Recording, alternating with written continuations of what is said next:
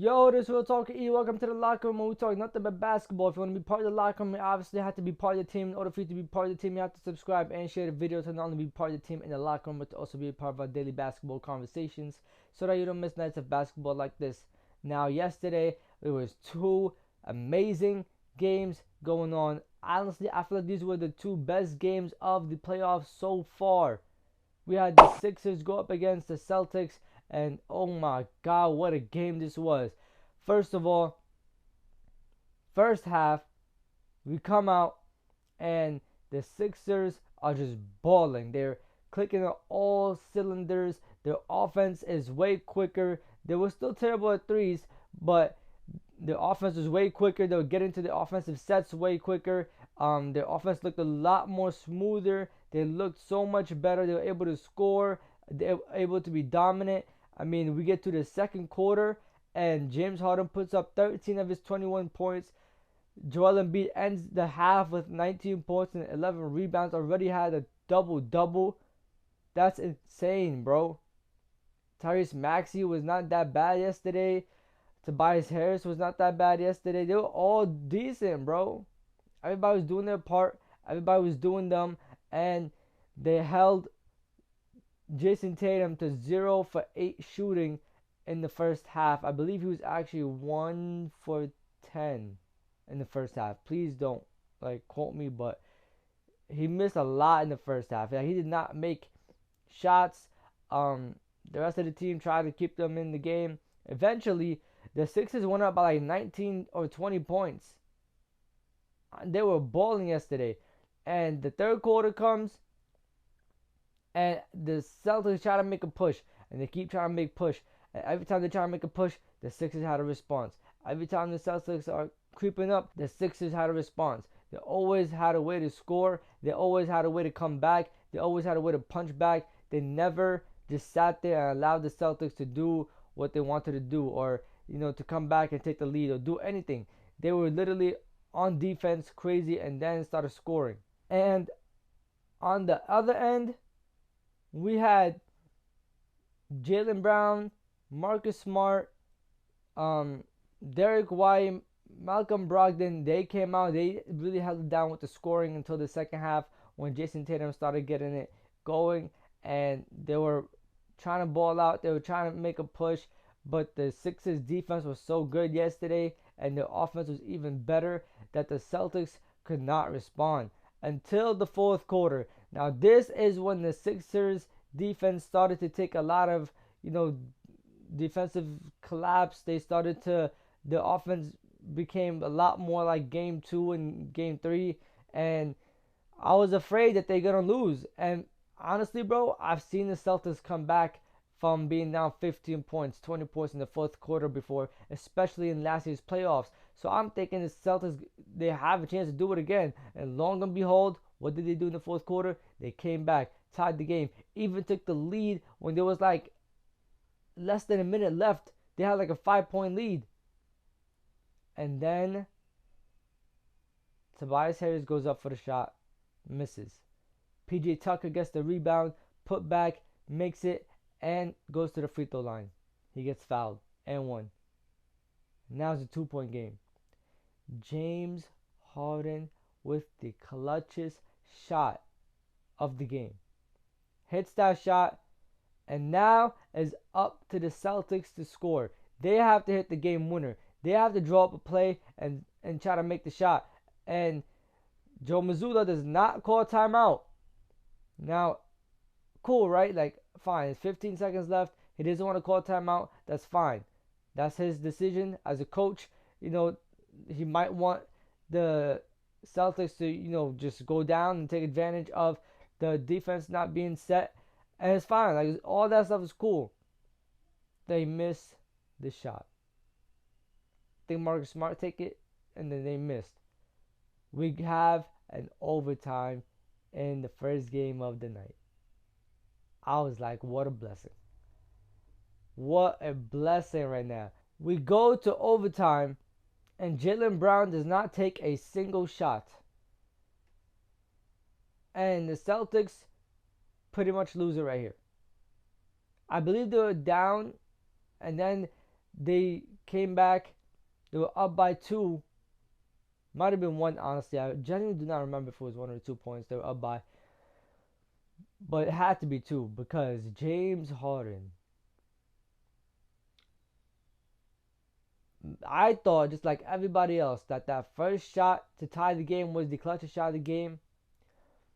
But when he came back and he hit that 3, that go-ahead 3 for the Sixers, I was like, oh my God, James Harden is back. Like, he is back. Like, 45 in game 1, terrible 2 games, and then to come back and play like this, like to really come out and drop another 42, that's amazing. Phenomenal. Joel Embiid had 34.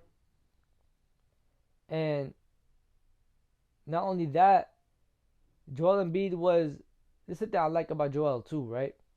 Forget what I was about to just say, but forget all that. We'll get back to that. But here's what I like about Joel Embiid. He doesn't always need to take a game-winning shot for them to win. He's okay with James Harden taking it. He's okay with Tyrese Maxey taking it. He's going to take his game-winning shots sometimes, but he's okay with other people taking it. And yesterday, James Harden delivered 2 times. Once to tie it and once to hit a go-ahead shot. And then Jason Tatum, he tried to do what he does and pretty much did not work. He missed a shot. I don't know why they didn't just give it to Jaylen Brown, but fine, that's cool. It's fine with me, I guess. Just don't give it to the player who's been going the entire game. It's a 1A, 1B, right? So it shouldn't be that big of a deal. It's not a 1-2, it's a 1A, 1B. So I don't know, but I guess Jaylen Brown is not good enough in their eyes. I genuinely don't understand. But it is what it is. They lose game 4. Series is tied 2-2, going back to Boston. Now, if you ask me, the Celtics need to defend home court and put the pressure on the Sixers to have to win game 6. But if the Sixers do not win game 5, the Celtics will close them out in game 6. That is a fact. The Celtics are not going to let them sit there and force the game 7. That's not happening. Can it happen with the talent that the Sixers have? Yes. Will it happen? I don't think the Celtics would let it happen. I don't think they allow it to happen. Like I'm telling you, I know the Celtics have been making a lot of questionable decisions lately. I know they lost 2 games to the Hawks. I know they just lost 2 games to the Sixers, in game 1 and game 4. But in the closeout scenario against a team this talented, I don't think they're gonna not, come here and deliver. They're gonna come here and deliver. They're gonna play defense. They're gonna lock them up, and they're gonna play some of their best basketball we've seen all season. Now, some people might be like, "Oh, but when the Hawks tried to close it out, they won one more game, and the Celtics couldn't, close them out." The Celtics have this thing that when it's a bad team, they play down to them. So the Celtics kind of like played around with the Hawks and allowed them to win those 2 games. But they're not doing that with the Sixers because they know the Sixers are talented. And they are talented enough to beat them if it goes to 7 or if the Sixers manage to win game 5 and take home court advantage again from the Celtics. Now, our next game of the night and our next series. We had the Suns go up against the Nuggets. And what an amazing game we had yesterday. It was back and forth scoring. Defense did not look like it really was there. I'm not going to lie to you. It was there on some possessions, but it was not there the entire game from either team. But in the first half, Suns are going back and forth with the Nuggets. There's a lot of back and forth scoring. The half ends 63-61. Suns up by 2. And you are expecting the Nuggets to come out in the third quarter and make a push. I expected the third quarter to be Jamal Murray quarter, but it was not the Jamal Murray quarter. Jokic was going off in the second, at least to end the second, and in the third quarter, he came out shooting at all cylinders. I mean, the man put up 18 points in the third quarter and had 42 points in the third quarter alone. His career high in the playoffs before this was 43 points that he put up this year, literally the last series against the Timberwolves. 43 points. And Devin Booker came out in the third quarter and he put up 17 points. It was like a punch for punch, punch for punch. It was great to watch. As a Suns fan, it was very nerve-wracking to watch, I'll say the least. And then we get to the fourth quarter, and this is when Jokic sat out. You know, they usually sit him on the beginning of the fourth quarter, take his rest, come back, and ball out. But yesterday, once he sat out, Devin Booker sat out. Now it's an even matchup. And Aaron Gordon and Jamal Murray took advantage of that. They would just get into the basket every moment they had. KD was trying to do him, but he's easier to double team now that Book is not on the court. Book comes back in. Jokic comes back in. They going back and forth again. But Booker is not doing just scoring at this point. He's also passing the ball. He had 12 assists last night.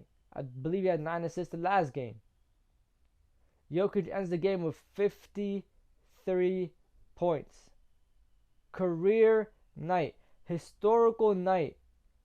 And then him and Jamal Murray combined for 81. And they lose.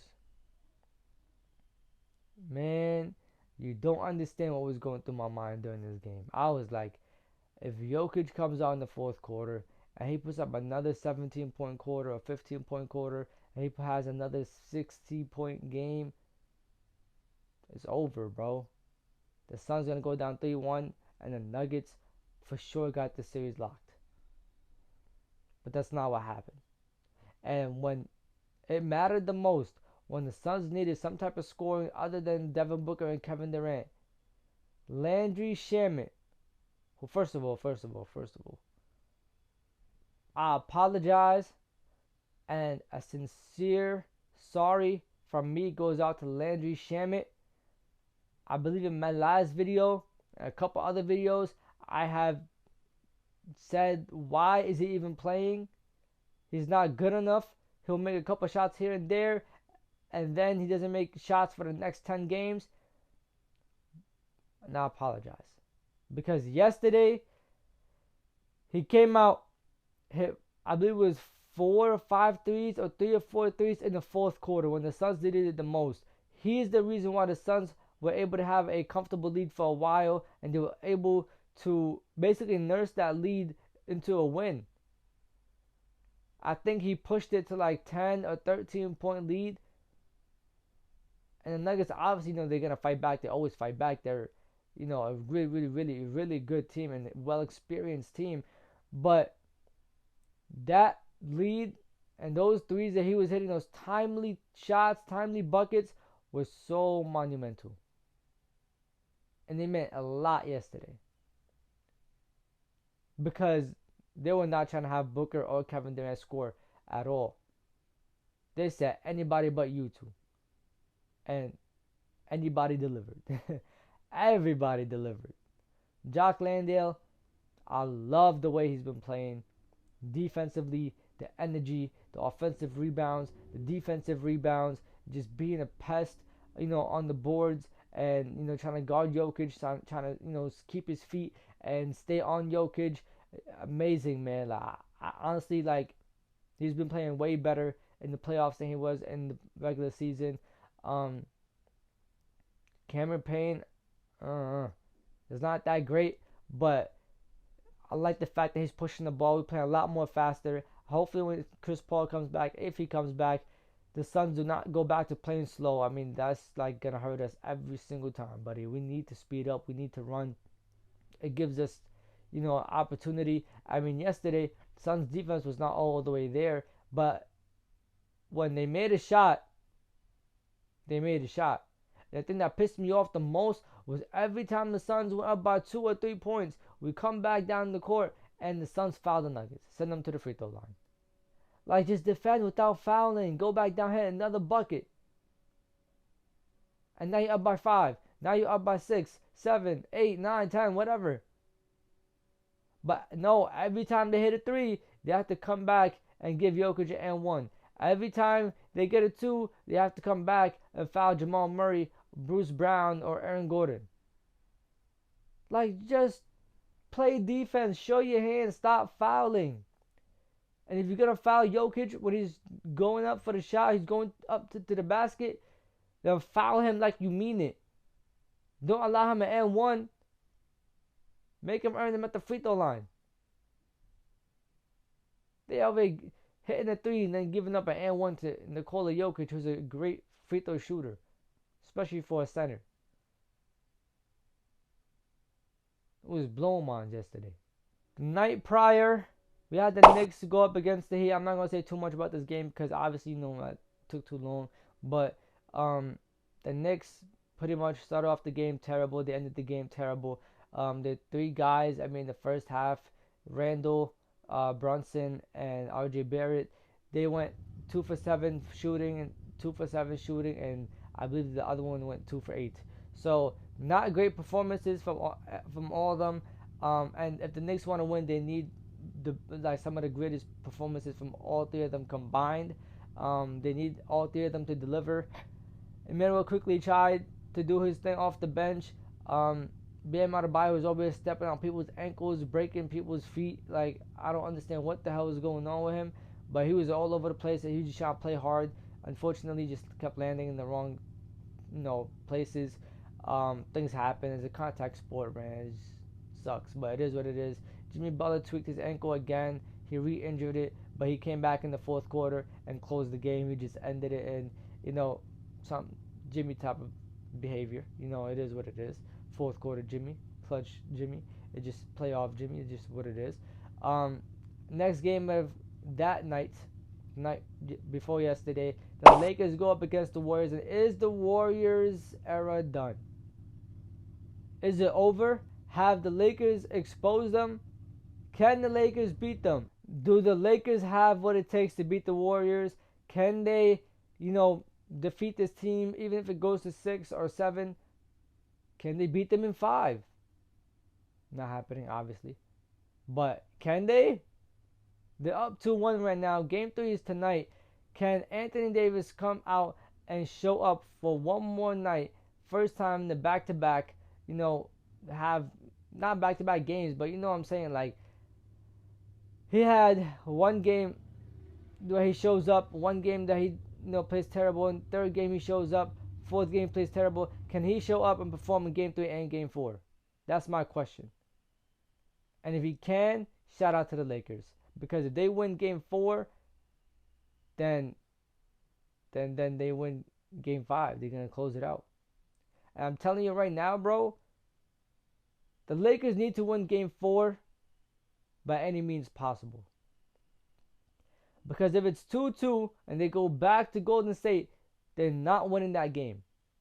The Warriors are going to beat them in game 5, and then the Lakers are going to have to win game 6. But the Warriors are going to come out and try to close it out. LeBron, we all know LeBron, when it's time to show up, when it's, when he has his back against the wall, he's going to show up, he's going to perform, and he's going to show out. But it's about the others. Can they come out, perform, and show out if it's a game 6 in LA facing elimination? And that's why the Lakers need to win game 4. Game 4 tonight is very, very monumental. It means a lot. If the Lakers win it, they're up 3-1, and they can close this out in Golden State. But if they don't close it out in Golden State, it's not a problem. It's a 3-2 series, and when they go back to LA, everybody still has their confidence, and everybody still believes that they can close out the Warriors in LA. But if they lose game 4, it's 2-2, and the Warriors can go up 3-2 in game 5, and then when they come back to LA for game 6, they will feel the pressure of having to tie it at 3-3 and force a game 7. Now, can the Lakers role players deliver in that type of moment? I don't know. Can AD deliver in that type of moment? I don't know. He has the talent to, he has the ability to, but does he have the health to do it? Don't know. We'll see tonight. But anyways, yeah, it's time for y'all. Let me know what y'all think down below. Like, comment, subscribe, and share. This is Real Talk with E. And it's time to leave the locker room. I'm going to catch y'all. Safety. Irving puts it up. It's good. Kyrie Irving from downtown. The officials have to review it. And the Lakers win the game. Banks it in. He banks in the three. To win it. Good. That's why he's NBA All-Defensive Team. Adebayo, sky high with the block and rejection. This is for the win. Got it. Wow. At 7, working against Butler, got down.